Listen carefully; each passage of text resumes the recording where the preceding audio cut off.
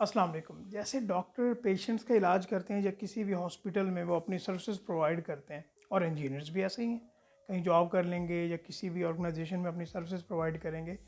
लेकिन यहाँ पे स्टूडेंट्स का ये क्वेश्चन होता है कि अगर हम चार्टर्ड अकाउंटेंसी में आ गए और हम इसको पास कर लेते हैं, अपनी ट्रेनिंग आर्टिकल्स कंप्लीट कर लेते हैं, तो हमें इसमें काम किस नेचर का करना होगा, तो ये हमें बताएं।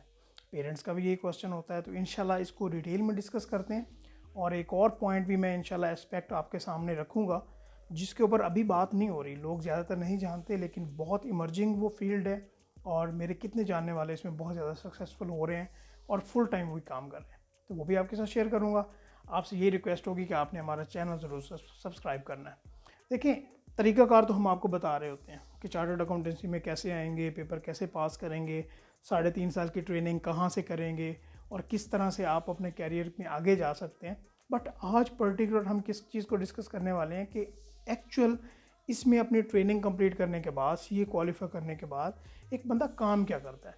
जैसे ही एक बंदा अपनी ट्रेनिंग कंप्लीट कर लेता है, तो या तो वो जॉब करेगा या वो अपनी सर्विसेज प्रोवाइड करेगा, एंटरप्रेन्योर बनेगा। पहले जॉब को डिस्कस करते हैं, एंटरप्रेन्योरशिप वाला पॉइंट बाद में डिस्कस करेंगे।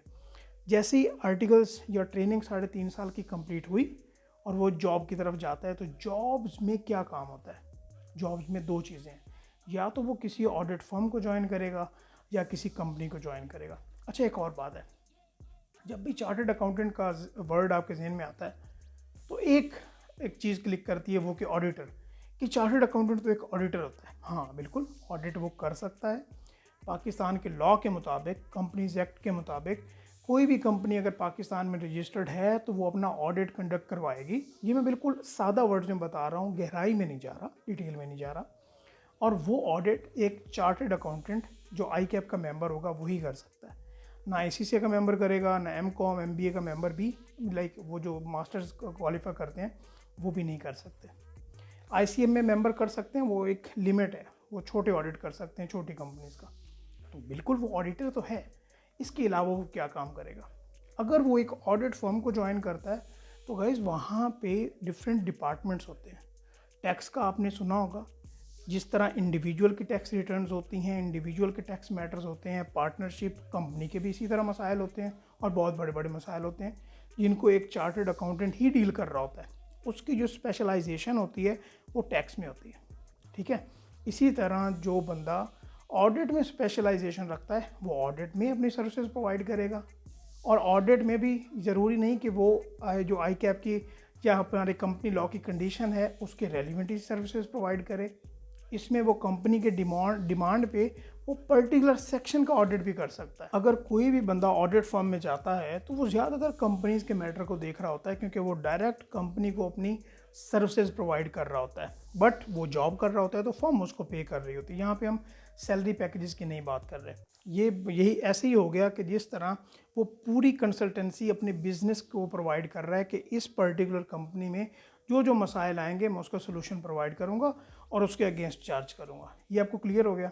अच्छा, इससे पहले आप ये सुनते जाएं कि अगर आप में से कोई भी CA को ज्वाइन करना चाहता है और ऑनलाइन ज्वाइन करना चाहता है तो हमारी तरफ से nearpeer.org रिकमेंडेशन है।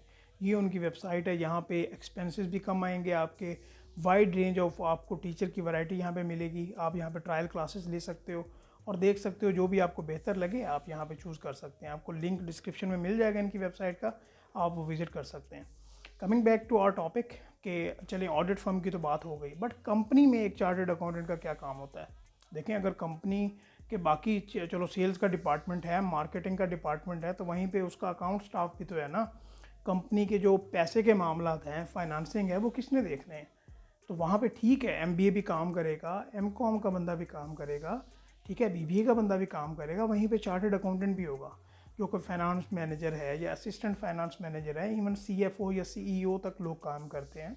तो वहाँ पे वो अपनी सर्विसेज प्रोवाइड करते हैं। और एक कंपनी को जो उन्होंने ट्रेनिंग पीरियड में इतने ज़्यादा ऑडिट किए होते हैं, इतनी ज़्यादा उन्होंने लर्निंग की होती है, तो वहाँ पे वो कंपनी में जॉब करते हैं और वहाँ पे हैविली चार्ज करते हैं, ठीक है। ये हमने जॉब्स के पर्सपेक्टिव से सारा कुछ कवर कर लिया कि ऑडिट भी वो कर सकते हैं, टैक्स में भी वो देख सकते हैं, बाकी भी काफ़ी सर्विसेज हैं। मैं यहाँ पे सादा रखना चाहता हूँ ताकि आपको आइडिया हो जाए। अभी हम ये बात करते हैं कि भाई एंटरप्रेन्योर, सारे बंदे जॉब्स के लिए नहीं बनते और सारे बंदे अपने काम के लिए भी नहीं बनते।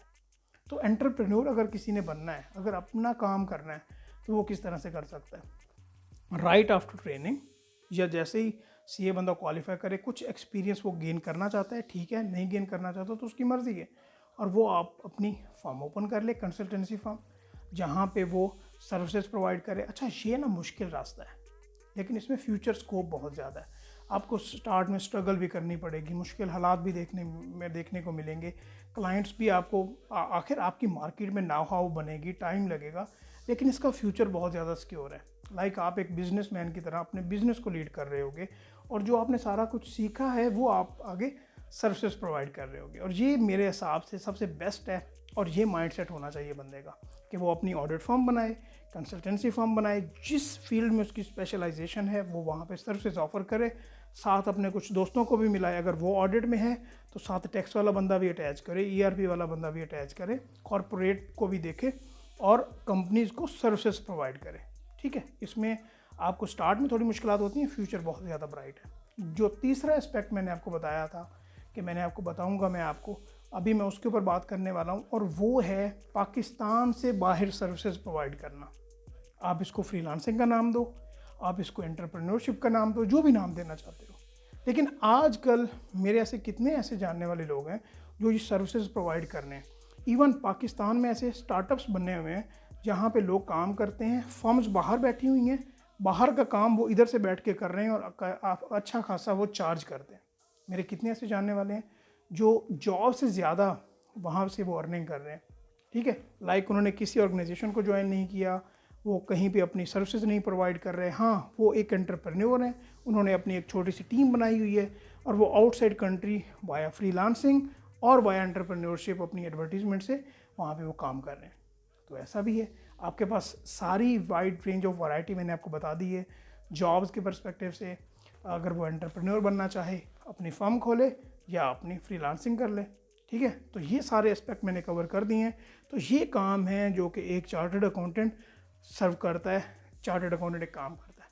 ठीक है जी, आई होप कि आपको ये वीडियो अच्छी लगी हो, तो लाइक भी कीजिएगा, अपने फ्रेंड्स के साथ ज़रूर शेयर कीजिएगा। थैंक यू सो मच, अल्लाह हाफ़िज़।